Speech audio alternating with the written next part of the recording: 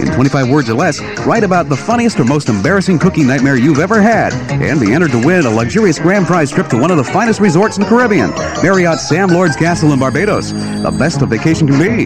Happy holidays from No More Lumps, the instant way to thicken, hot or cold. To enter, mail your entry to No More Lumps Giveaway, 875 North Michigan Avenue, Suite 1510, Chicago, Illinois, 60611. Entries accepted through November 12, 1995. Send in your entry today.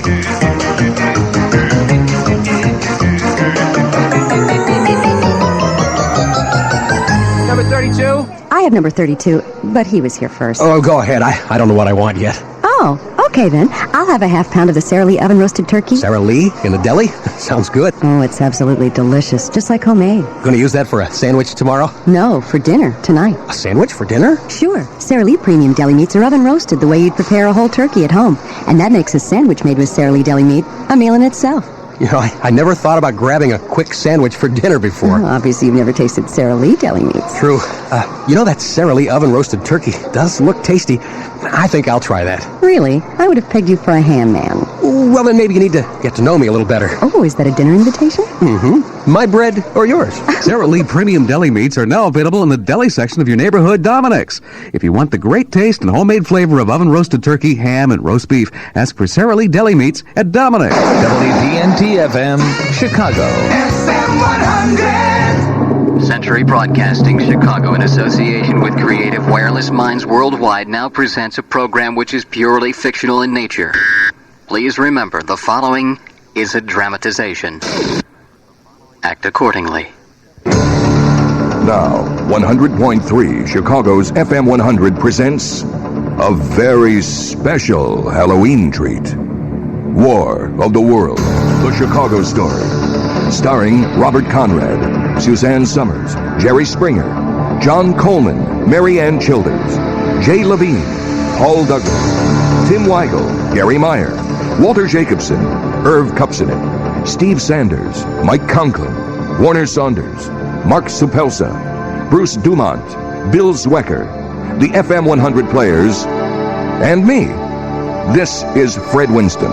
Tonight's broadcast benefits the Infant Welfare Society of Chicago and is presented in part by Fox Theatricals, producers of Forbidden Hollywood.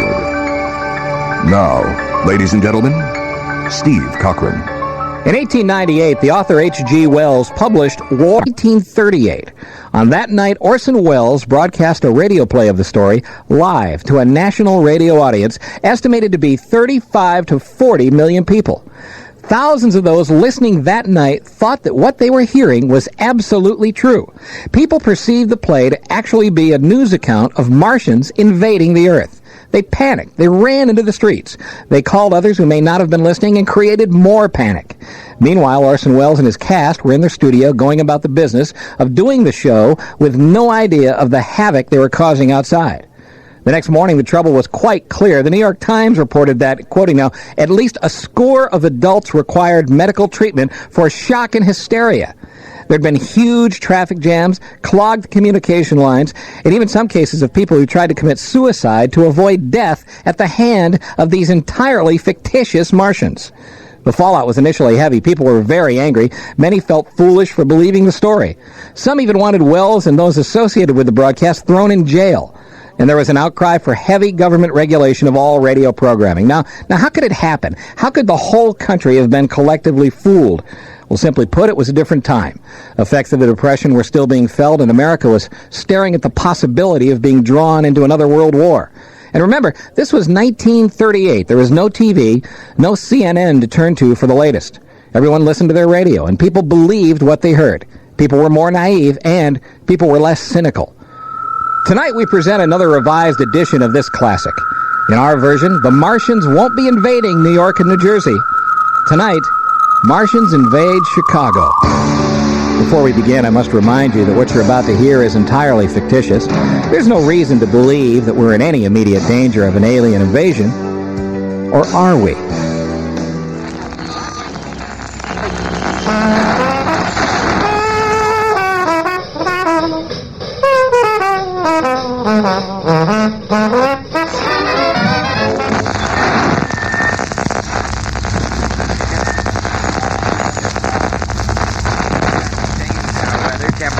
will fall into the lower 40s, and a huge low-pressure system should bring strong winds and heavy rains to most of Chicagoland. This forecast comes to us from the National Weather Service, and we invite you to listen for updates throughout the evening. Now we return to the beautiful Drake Hotel, where you will be entertained by the music of Lou Breeze and his orchestra.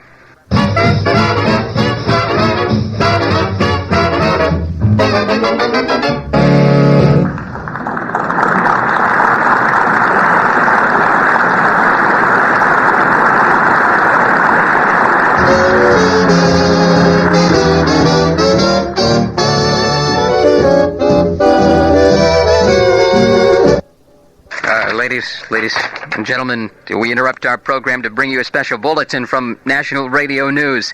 At 20 minutes before 8 Central Time, Professor Farrell of the Mount Jennings Observatory reports observing several explosions of incandescent gas occurring at regular intervals on the planet Mars. The spectroscope indicates the gas to be hydrogen and is moving towards the Earth with enormous velocity. Other prominent scientists have confirmed these findings. The phenomenon is described as, quote, like a jet of blue flame shot from a gun, unquote. At this time, it is unclear as to what risk this astronomical event poses to this planet. We will continue to follow this story and break into programming when necessary. For now, we return you to our musical program live from the Drake Hotel.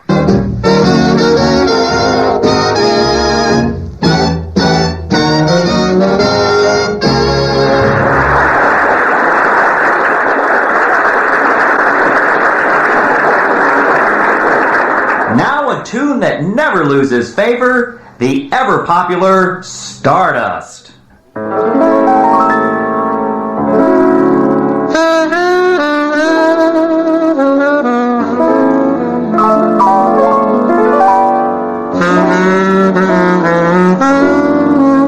Ladies and gentlemen, we apologize for the continuing interruptions, but we are following the developing story tonight, which is being described as gas explosions on the planet Mars, and we have more information now. So we'll switch you live to Howard Phillips for more on the story. Howard? The National Weather Service, in conjunction with the Government Center for Astronomy, has requested that each of America's largest observatories stand watch on the strange occurrences this evening on the planet Mars. We in turn have arranged for an interview with the prominent scientist, Dr. Margaret L. Pearson, who will give us her views on this event. At this point, I'm not entirely clear on Dr. Pearson's immediate availability. I'm waiting for word on... okay.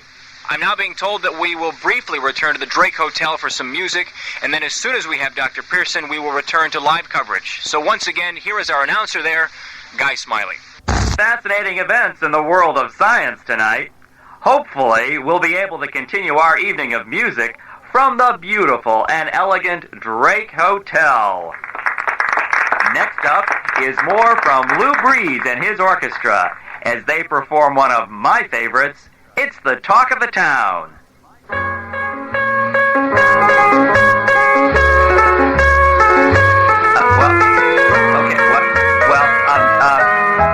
It appears we're going to have to yield one more time to our studio for further developments. This is Cameron Newman, and we are now ready to take you to the Mount Jennings Observatory, where Howard Phillips is standing by with renowned astronomer Dr. Margaret Pearson. Howard, please take it away. Good evening, ladies and gentlemen. This is Howard Phillips speaking to you from the telescope room of the Mount Jennings Observatory. Now, the telescope is huge and fills up most of this circular-shaped room. There is a split in the ceiling where I can see a sprinkling of stars, and standing above me on a platform is Dr. Pearson. She is peering through the giant lens and is busy looking for clues to the mysteries of the heavens and specifically trying to figure out exactly what is happening tonight between Mars and the planet Earth. Dr. Pearson, can I begin the questioning? At any time, Mr. Phillips. Doctor, please tell us, if you will, what are you seeing now in regards to Mars? Well, all is quiet at the moment, but my colleagues at other astronomy stations feel we are likely to see more dramatic explosions, much like what we witnessed earlier this evening. And at this point, what danger are we in due to the earlier detected jet of blue flame headed for this planet? None, as far as I'm concerned. I'm of the mind that this mysterious blue flame, whatever it may be, will burn up and be absorbed by the Earth's atmosphere. And what is your opinion of the speculation about life on Mars? It's nonsense. You must remember that the planet Mars lies over 40 million miles from Earth. At that distance, anyone or thing traveling here from there would be quite tired and hungry and probably not very dangerous. How do you account for the giant, some say volcanic explosions occurring at regular intervals on Mars? Sir, I cannot account for it. Just a moment, please. Dr. Pearson has just been handed a note by one of her assistants. While she examines it, allow me to remind you that we are speaking to you from the Mount Jennings Observatory, and if you're just tuning in, we are speaking to the astronomer, Dr. Margaret Pearson. Dr. Pearson, can you shed some light on the contents of the message that you just received? I will read it if you like. Please, go ahead. At approximately 9:15 this evening Central Standard Time, seismographs registered a shock of almost earthquake intensity, occurring near the community of Carpentersville. Source of this shock is undetermined at this time. This must be related to the atmospheric disturbances on the planet Mars. I doubt that. It would be irresponsible to make that sort of assumption. It is most likely a meteorite of unusual size, and its arrival at this time is purely coincidental. But wouldn't you have seen a giant meteor tonight? Wouldn't other scientists have seen it as they've been scanning the skies? Not necessarily. Thank you for sharing your time and your knowledge with us, Dr. Pearson. You're welcome. And once again, let me remind the listening audience that there is no cause for alarm. We now will return to our downtown Chicago studio and we'll update our information. It seems appropriate that a detailed analysis of the weather forecast would be the thing to do at this time. Let's bring in our chief meteorologist, Paul Coleman. Good evening, Paul. Frankly, I've seen a lot of things on the weather map here in Chicagoland, but this is certainly one of the stranger days that I can recall. First of all, we're getting some unusual reports of cloud formations, things that people can't explain.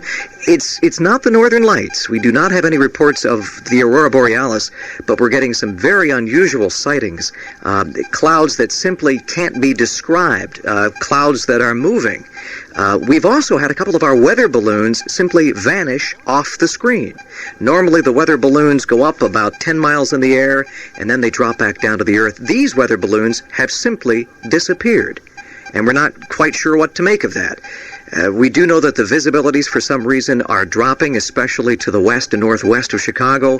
So we're putting fog in the forecast for later tonight, and we're still forecasting that rain tomorrow, and it's going to be a chilly, raw day with highs only 50 degrees, give or take, here in Chicago. We will keep an eye on this situation. We will keep looking for these weather balloons that vanished mysteriously, and we will keep you posted as more information comes into the Weather Center. Thank you. As has been reported, a huge shock with the relative force of an earthquake has been felt throughout a large portion of northwestern Chicago tonight. We have a mobile reporter in the area of the calamity and hope to have an eyewitness report soon. Meanwhile, the Mount Jennings Observatory has confirmed and is in agreement with other scientific sources that there were a total of 3 explosions or eruptions seen on the planet Mars. These events have attracted the collective attention of America's elite scientific community. These 2 big news stories do not appear to be related, but we will provide continuous coverage of each throughout the evening. We got some. I've just been told that we now have a reporter on the line from the scene of the meteorite, or what is believed to be a meteorite. Let's go now live. Well, we are not quite ready for that report. I do have a moment to remind you that tomorrow we invite you to tune into Good Morning Chicago, the perfect way to start your day. Tomorrow morning, one of the guests will be Gabby Hartnett, manager of the Chicago Cubs. He will review the season just finished and preview Cubs baseball 1939. Sure to be the Cubs' year. Just jump recap and I'll count. To update you now with what we do know, tonight at about 8:50 p.m., a huge flaming object, believed to be a meteorite, fell on a farm field in or near Carpentersville. The flash in the sky was visible within a radius of nearly 100 miles. And I understand we are now ready for that live eyewitness report. Let's go live to our own reporter, Howard Phillips. And the scene is unfolding in front of me. It's truly unbelievable. Now, in front of me at some 100 yards is the pit or crater that has been created by the impact of this thing. I hesitate to call it a meteor because it looks nothing like what I know a meteor to be. But situated within the crater is this object. It appears to be metallic and looks like a huge cylinder. It also is strange in color, sort of a yellowish white. There is a single plume of smoke rising from about the rear of the object. To give you some idea of the power of the crash that has occurred, there are literally 20 or more damaged or downed trees that were clipped or just flattened when this thing hit. I must say as well that even though this is such an almost unreal scene, there is no great sense of danger. Police personnel are working to secure the area, and many spectators that have gathered are well behaved, to say the least. Now, this is not to say the situation is not an eerie one. I must say eerie would be quite an understatement. Now, there is... We have apparently lost contact with reporter Howard Phillips, who is reporting from the scene of a crash of a giant outer space object that, frankly, is unidentifiable at this point. Let's go live back to Howard now. Yes, we are back now, once again, reporting live from the farm field, where the police have now pushed us back to a position some, 75 yards further away. I have located the owner of this farm, and he's agreed to speak to us. Sir, please identify yourself for the listening audience. My name is Ralph Turner, and I own this farm. Well, it's been quite a night for you. Yeah, you can say that again. Tell us, what happened here tonight? What? Sorry, it's hard to hear you. Your perspective. What happened to you tonight? Oh, I see. Okay. Yes, sir. Well, you see, while I was listening to the radio and kind of drowsing, and that professor was talking about Mars, so I was half dozing, and... Yes, and then what happened? Like I was saying, I was listening to the radio, okay? And then I heard this hissing sound, kind of like this. And then what? Well, I turned my head out the window, and I tell you, I thought I was dreaming. I saw this red streak out of the sky, and then, bam! Knocked me right on my backside. All right, thank you, Mr. Turner. Folks, could I have a word with you, please? Yeah, sure. You folks live around here? Yeah, we live just a quarter mile up the road there. Been here all night, since the spaceship crashed. So you think it's some kind of spaceship? Well, you betcha. It's them Martians. It's like Curb always says. One of these days, those Martians is going to come down here and try to take over the Earth while we're caught napping. Ain't that what you always say, Herb? Yep. See? Hey, can we say hi to someone over the radio? Maybe later. Ladies and gentlemen, it really is difficult to convey to you the surreal scene out here in this previously quiet farm field in Carpentersville.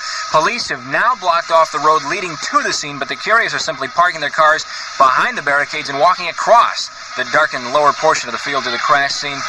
I've just now spotted Dr. Pearson from the Mount Jennings Observatory, whom you may have heard earlier here on the radio. She's speaking to the police near the crater. I'm going to try and get a word in, but while I do, let me once again send it back to our Chicago studios. What you are hearing is not an actual news account. It's Steve Cochran's adaptation of the 1938 radio drama War of the Worlds. Do not adjust your set. But do not be confused. You're listening to a dramatization on Chicago's FM 100. You are listening to live coverage of the crash of an object of undetermined origin that is believed to have come from outer space. Hello, this is Preston Calloway. Earlier this evening, that object crashed into a farm field in Carpentersville. At this time, we can tell you an investigation is going on as to what it is, where it is from, and what to do now. Now, there are no casualties reported from the crash. Currently, there are police on the scene to control the situation. Folks, this is truly a mystery unfolding live here on the radio. We hope you will stay tuned. Now, our sources tell us that the Defense Department has been alerted in Washington and is standing by. Now, one can speculate this is merely a precautionary measure in the event of a problem with crowd control, or perhaps the handling and disposal of this space junk once daylight emerges. Okay, it is about 10:20 p.m. right now. We're going to return you to that infamous farm field and reporter Robert Monroe, who is now standing by. Robert? I'm standing with Dr. Margaret Pearson, the world-renowned astronomer. Dr. Pearson, earlier tonight here on the air, you speculated that this was probably a meteor. Now that you're standing here less than 50 feet from it and the giant hole in the ground it's created, you still think it's a meteor? I don't know what to think. The metallic casing is certainly extraterrestrial, not found on this Earth. Friction with the Earth's atmosphere usually tears holes in a meteorite. This thing is smooth and cylindrical in shape. And what of this persistent humming or scraping noise that seems to be coming from inside the thing? More likely, it's the unequal cooling of its surface. Just a minute. Something's happening here. The top of the object, which I can see above the surface of the crater's edge, the very top is moving. It's beginning to rotate like a screw. And there's light coming from inside. This thing must be hollow. It's an amazing sight. It's moving! Stay back! Stay back! It's red hot! Idiots! Stay back! The further was bigger! Go back immediately. Protect yourselves. Ladies and gentlemen, this is the most terrifying thing I have ever seen. Wait, someone or something is crawling out the top of... Wait a minute. This isn't human. It's a creature. It appears to be about 5 feet high, with a gray face, if I can call it that, and 2 lighted spheres for eyes. We are bringing you an eyewitness account of the remarkable events taking place on the Turner Farm in Carpentersville. Frankly, we do not know what we are dealing with, but as I speak to you, more police personnel and U.S. Army forces are being dispatched to the site. Good news now, we've reestablished contact with our reporter at that farm field. Let's go there right now. I've now taken a position behind one of the police vehicles, and I can tell you that these space creatures have not taken any hostile action against us or the police forces here, yet.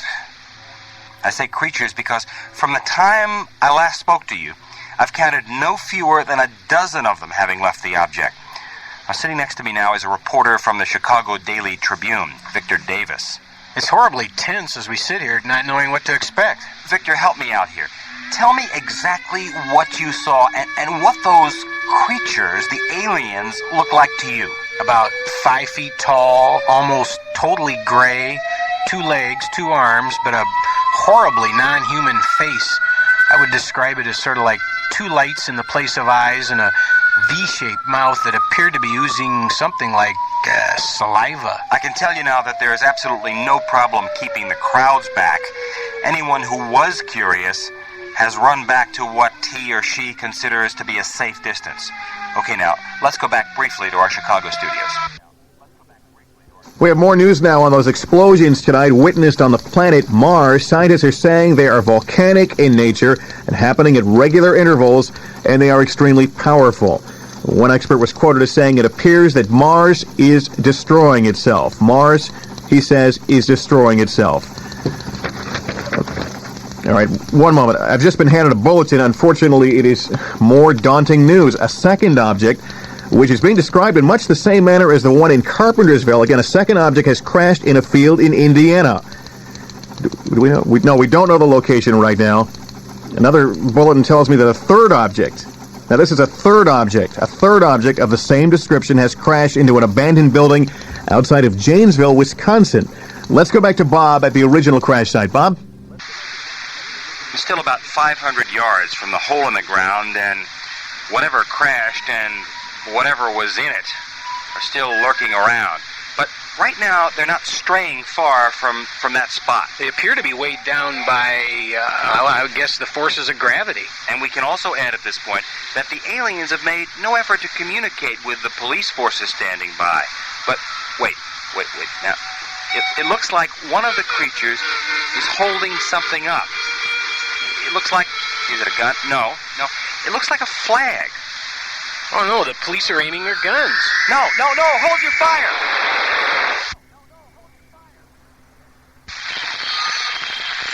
It looks like one or more of the officers standing by has shot and wounded one of those creatures.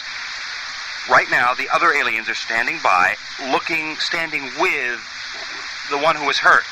Now, what's remarkable is that it appeared that the aliens, prior to the shooting, were holding up a white flag. I'm not sure of that, but that's what it looked like. The officers who fired their weapons clearly thought the aliens were preparing to fire on them. You men, move out of here right now. All right, as you've just heard, they're trying to get us out of here. Let me see if I can talk to them for a minute and try and get them to let us stay. Get down.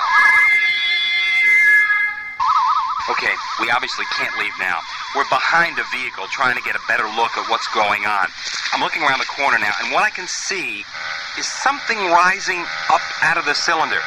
It's got reflectors on it, and now wait a minute, there's a red beam, which looks like a targeting device, and it's buzzing. Oh my, no! The laser beam has struck a group of the cops straight on, and it's firing again. The field is on fire, and...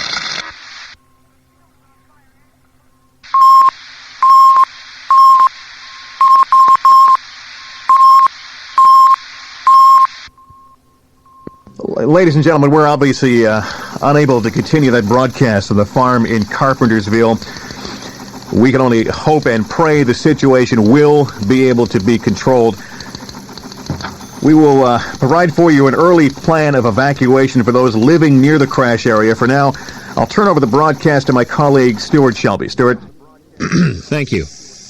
Once again, there has been an attack of some sort in the field at the farm in Carpentersville. We can only speculate as to what is going on there now. We're trying to reestablish our communication line to Robert Monroe, though I'm told that may now be impossible. Speculation aside, what we do know is the following. Earlier this evening at about 9:15, some kind of vessel crashed in the farm field of Ralph Turner in the town of Carpentersville. At first, there was no problem, aside from the curiosity of neighbors. But soon, the situation went from fascinating to frightening. What we believe to be extraterrestrial beings emerged from the ship. They were described as being approximately 5 feet tall. I believe gray in color was the description, with bright lights for eyes and some sort of V-shaped mouth. There was a tense and somewhat mesmerizing standoff until, and I must stress that I'm only speculating here based on what we just heard, shots from the police struck one of the creatures, apparently wounding it, and that's when the aliens returned fire with, for lack of a better term, some sort of ray gun. Now, at this time, we do not know the extent of casualties, but we're trying to get a report and an update on that. We now are going to get some information on the military response to this invasion. The next voice you hear will be that of Brigadier General Montgomery Smith, commander of the state militia. In the past few moments, I have been speaking with the governor of the great state of Illinois. He has ordered me to place the counties of Cook and DuPage from Elmhurst to Elgin under martial law. No one, I repeat, no one will be permitted to enter this area without a special pass issued by state or federal law enforcement authorities. 4 companies of state militia are proceeding to Carpentersville and will aid in the evacuation of homes within the range of military operations. You are urged to continue to listen to your radios for further emergency broadcast information. Thank you. You've just been listening to General Montgomery Smith commanding the state militia at Aurora. Now, in the meantime, more details of the catastrophe at the farm field in Carpentersville are now coming in. I'm told that joining us now on the telephone is an eyewitness to all that has happened. This is Mr. Harold Douglas. See you there? Mr. Douglas, are you at the scene right now?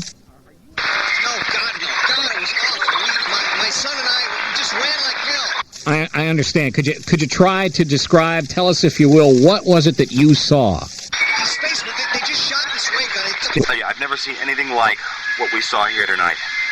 And I hope I'll never see it again. At least 20 people here now, half of them state troopers, are dead in this field on the outskirts of Carpentersville. After the assault, the creatures crawled back into the pit and made no attempt to stop the firefighters from recovering the bodies and trying to put out the fire.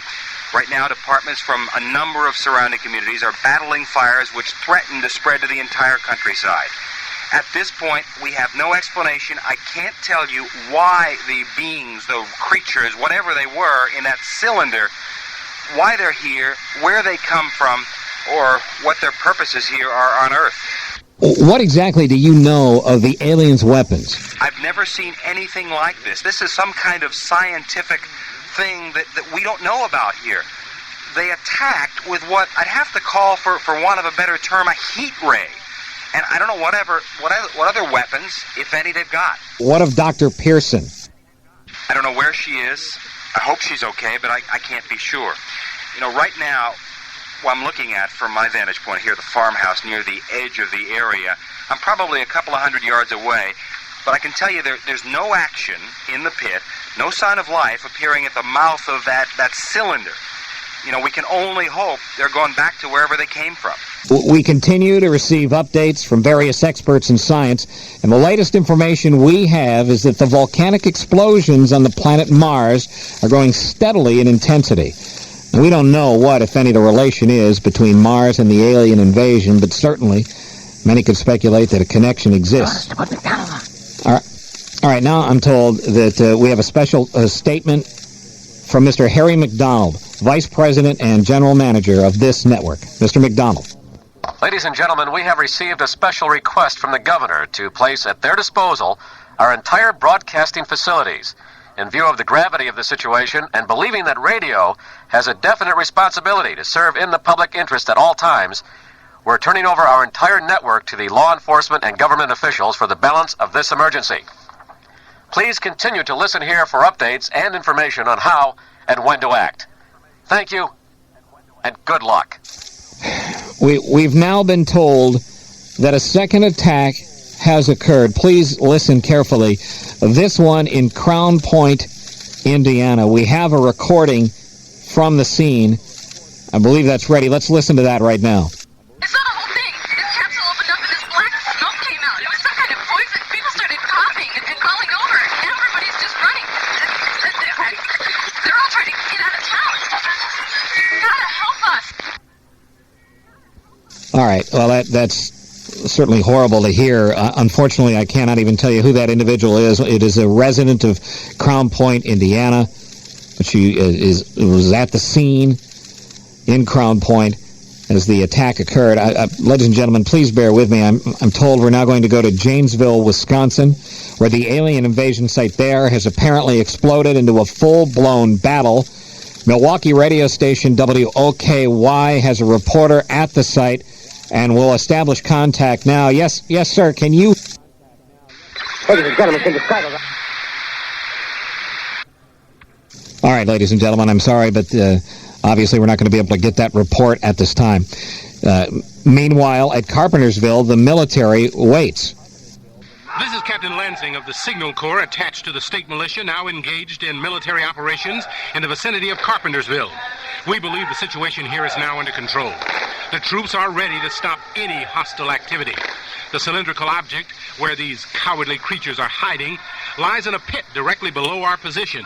It is surrounded on all sides by 8 battalions of infantry, all suitably armed for this situation.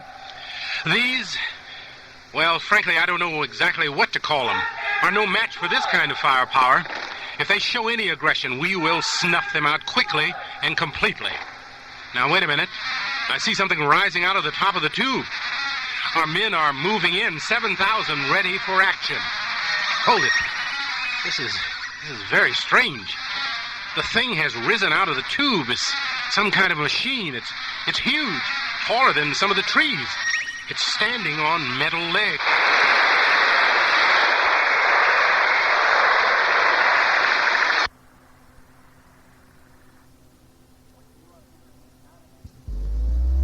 What you are hearing is not an actual news account.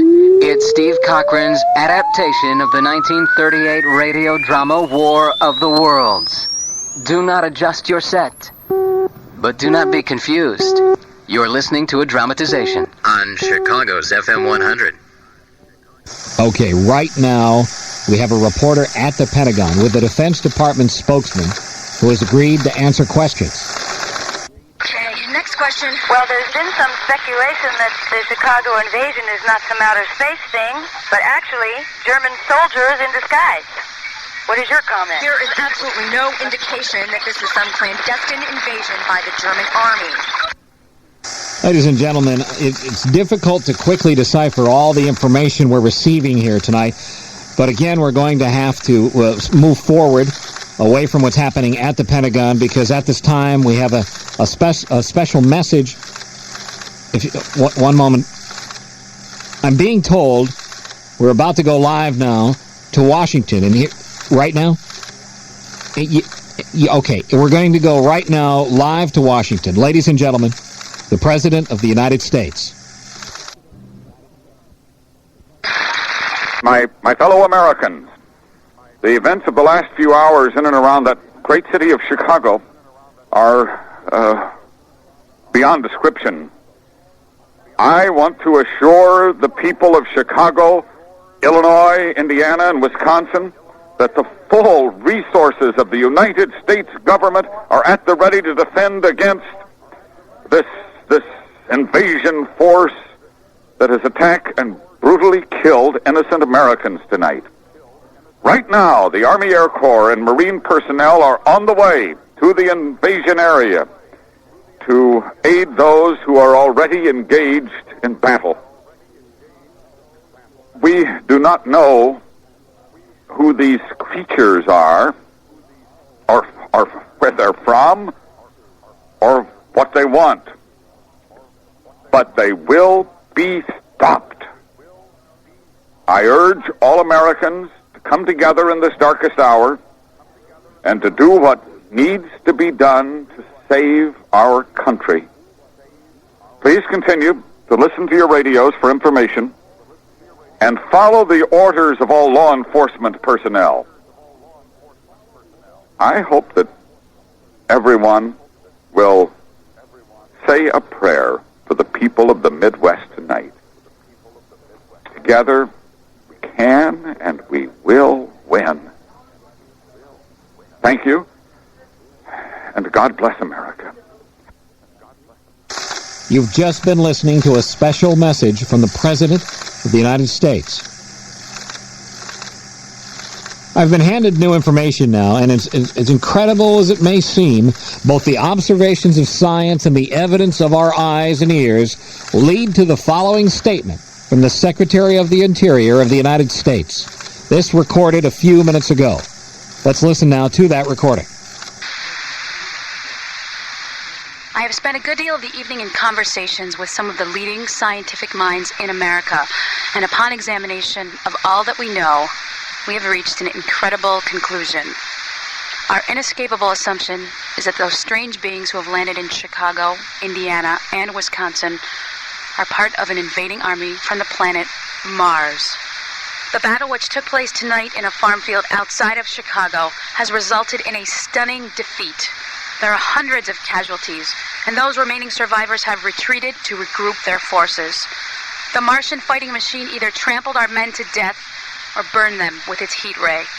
This Martian monster is now in control of a large portion of the outskirts of Chicago and is heading for the city.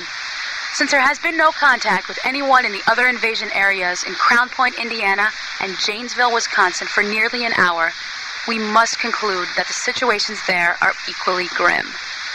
In spite of all this, we must confront this destructive adversary with a nation united, courageous, and consecrated to the preservation of human supremacy on this earth. I thank you. You're listening there to Abigail Swanson, the Secretary of the Interior, and now we will switch you directly to Emma Patterson, who's joined me. Emma? The bulletins are piling up in the studio here. I'll try to summarize as best as possible. First of all, roads are now clogged with frantic human traffic as people are desperately trying to flee the Martian forces. Specifically, Ogden Avenue is like a giant parking lot, and some people have abandoned their cars and are fleeing on foot.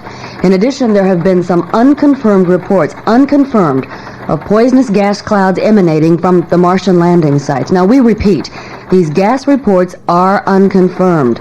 However, you are strongly urged to place damp, wet towels around your doors and windows for protection. Astronomers report continued gas outbursts at regular intervals on Mars. The scientific consensus is that the enemy will be reinforced by additional rocket machines. We'll have more information when we get it.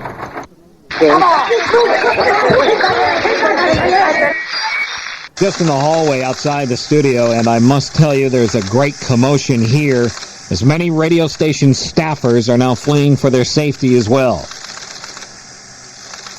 I must tell you now that another of these Martian killing machines is rapidly approaching the Wrigley Building. The city of Chicago is being evacuated. Once again, the city of Chicago is being evacuated. I am told that there is complete bedlam on all roads leaving town, and in particular at Union Station, where hundreds are trying to board trains to leave the city. We go now to Union Station, where we have a reporter there witnessing the panic. There is fear, great anxiety, and anger here. Those who want to flee are finding it nearly impossible to do so. With me now is Martin Connors and his 2 children. Mr. Connors. I don't have much time to talk. My train leaves in 10 minutes, and nothing is going to keep me from getting on that train. I understand. Tell us, where are you going? Des Moines. I've got my sister there, and if we need to, we'll pack her family up and keep moving. We're not going to wait around here to be eaten by a bunch of Martians. They say that's how they get their strength, from eating humans. Who told you that?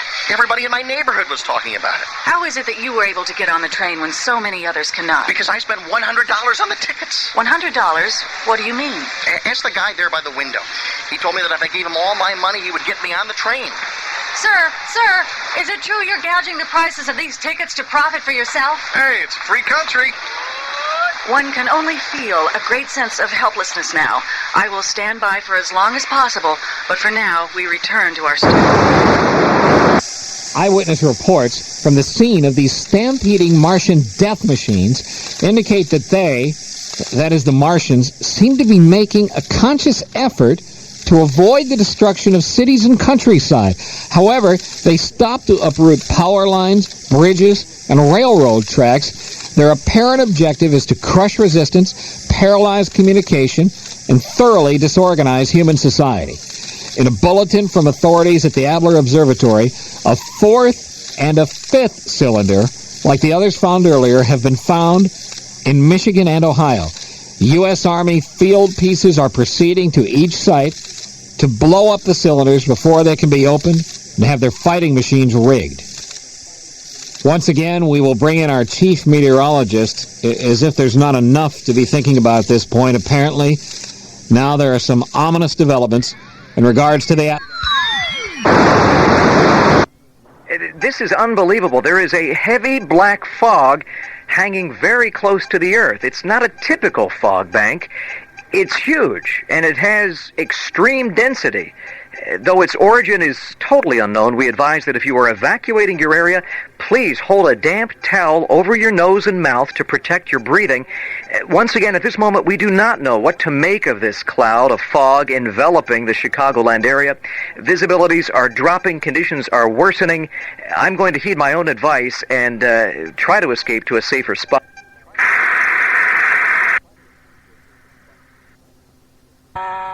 I've now taken a position on the roof of our building. The bells you hear ringing are to tell people to evacuate the city of Chicago immediately. It's estimated that over 1 million citizens have moved out along roadways that are now hopelessly jammed. And along the Chicago River below me, you can hear the boat whistles as all manner of watercraft are pulling out, simply overloaded with passengers. In the St. Patrick's Cathedral downtown, they are holding services as those who remain are looking to a higher power to end this nightmare. And another bulletin tells me that these Martian cylinders have fallen in Milwaukee, in Minneapolis, and in St. Louis. I'm sorry, excuse me. What? Ladies and gentlemen, I'm terribly sorry, but I've just been told that one of the Martian machines has been spotted near the north end of Grant Park. Now that means they are less than 1 mile away from our broadcast center here at the Merchandise Mart. We must end this transmission now and seek safety, if such a thing still exists. I truly wish you well, and I hope that we'll be able to be together again. Good luck, and God bless you all.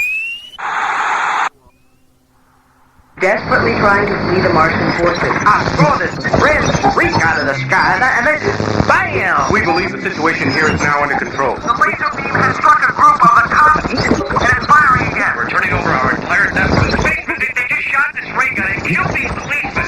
Together in this darkest hour. The field is on fire.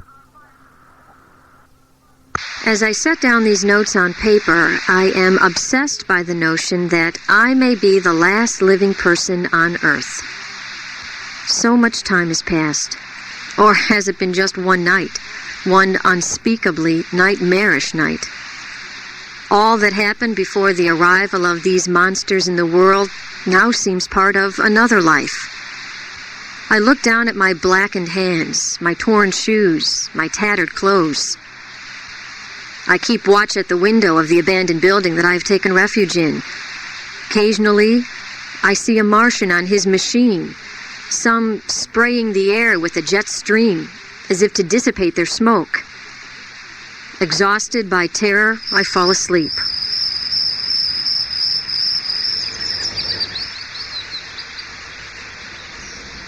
Morning. Morning. Sun streams in the window. I walk outside. So this is what the end of the world looks like. Wait a minute. Is that...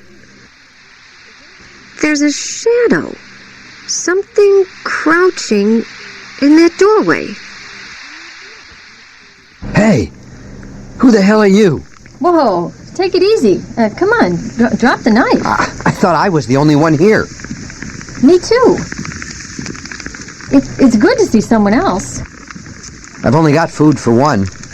Oh, okay. Well... Wasn't much of a war, was it? No. No more than a war between men and ants. It's really funny. I used to tell my students that we were it. The only intelligent life in the universe. Imagine the ego. We were it. Well, I guess the teacher got taught a lesson. Where'd you teach? Place called Northwestern. What about you? I was a trash collector. Experience has come in handy, you know. I can pick through and figure out what to eat. I can help you if you want.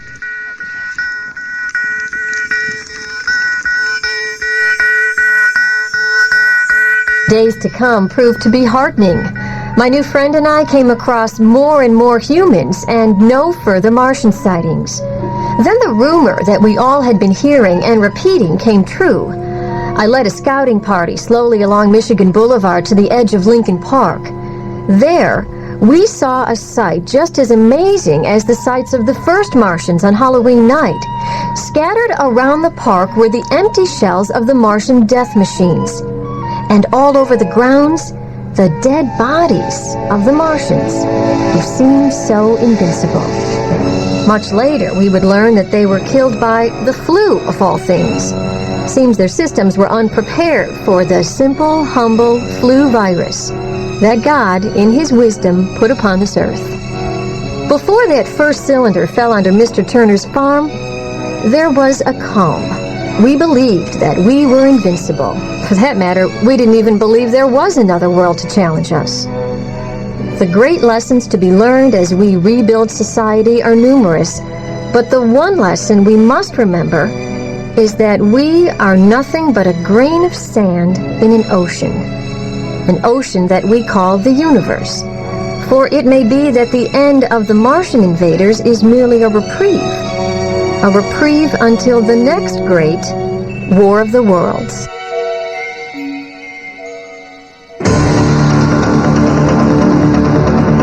This is Steve Cochran, and we hope you enjoyed tonight's special presentation of War of the Worlds, the Chicago story. We have so many people to thank, and like everyone else, they would all like to hear their name read by Fred Winston. Like Chicago's own Robert Conrad and Garry Meier. From ABC Television Step by Step, Suzanne Summers. Jerry Springer. Former Good Morning America meteorologist and Chicago television legend John Coleman. From WPNT-FM Channel 2, Lester Holt, Marianne Childers, Jay Levine, Tim Weigel, and Paul Douglas. From Fox 32, Walter Jacobson. From the Chicago Sun-Times, Irv Kupcinet and Bill Zwecker. From WGN-TV Channel 9, Steve Sanders. From the Chicago Tribune, Mike Conklin. From WMAQ-TV Channel 5, Warner Saunders and Mark Supelsa. From the Museum of Broadcast Communications, Bruce DuMont. From FM 100, Steve Cochran, Abby Polonsky.